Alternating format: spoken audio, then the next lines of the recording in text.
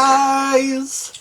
Today I'm going to review a Twilight Zone episode regarded as one of the very best, Nightmare at 20,000 Feet. It's from season 5, episode 3, and it was broadcast in 1963. It's based on a Richard Matheson story from 1961 called Alone at Night, and it stars William Shatner, who's a guy who's just had a mental breakdown and he's taken a flight on an aeroplane, and he's with his wife, and as he's sat in the aeroplane he sees this weird monster on the wing of the aeroplane.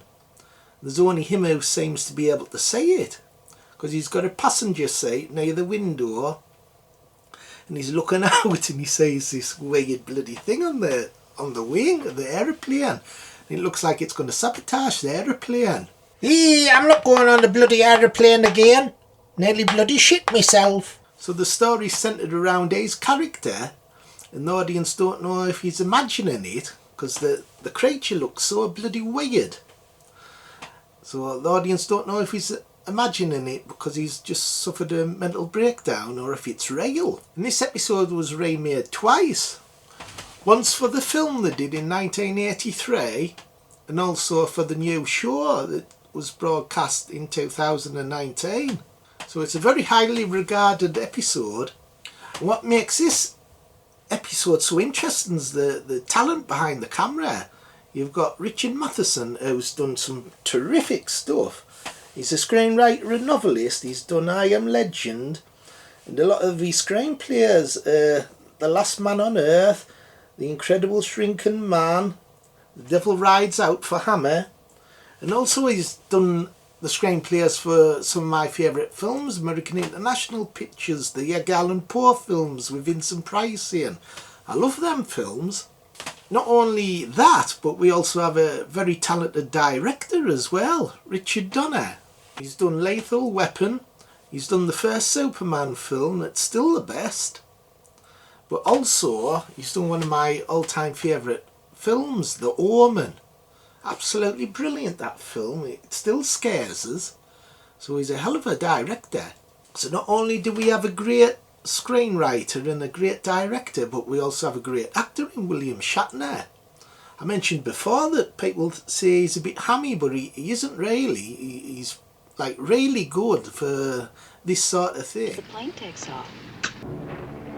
Fasten your seatbelt, sir.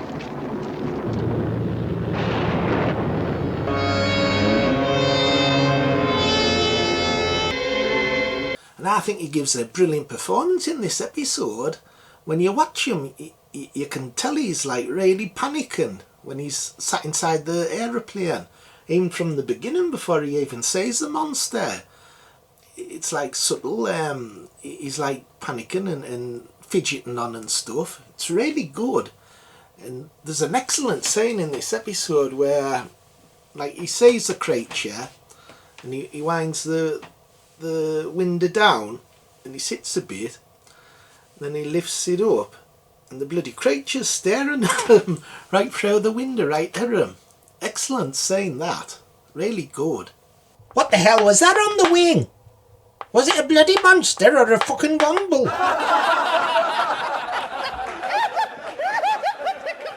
What I really like about this is the ending as well. Like, the audience think they're not sure, did he imagine it or was it real? So you're not really sure until the last shot, where the camera pans onto the wing of the aeroplane and you can see it's all ripped and claw marks. So the creature was there. It wasn't his imagination. Really clever, good shot, that. It sort of like highlights how good this episode is.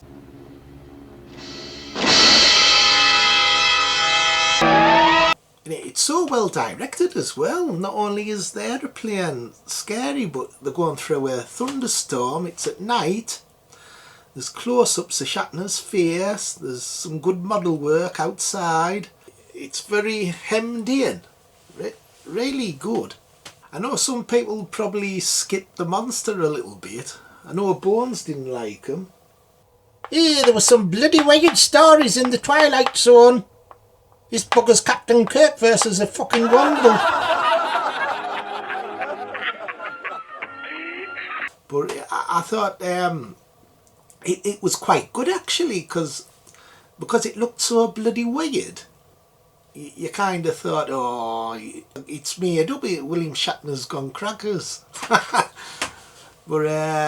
because it's so weird, it's clever because it tricks the audience. Because I bet a lot of people who were watching it at the time thought, he's just imagining that. That can't be real. So the last shot proves that it was, and it's really good. I like twist endings. One of the good things about anthology shows like this is you don't know what's going to happen.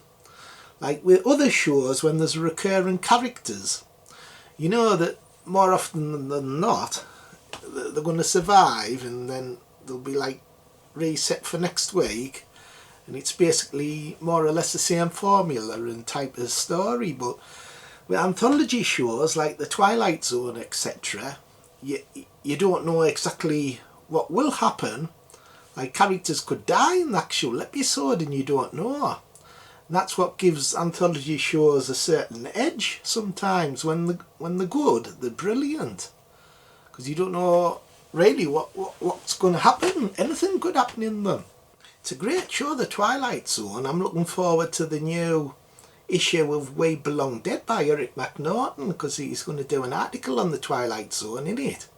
That's a great magazine. If you haven't bought any of We Belong Dead, there's loads of issues, and he also does individual books now on a certain subject, so really worth getting if you're into the horror genre. Might be doing a series on books and stuff, like reviewing stuff, like lots of books that I've read in the past.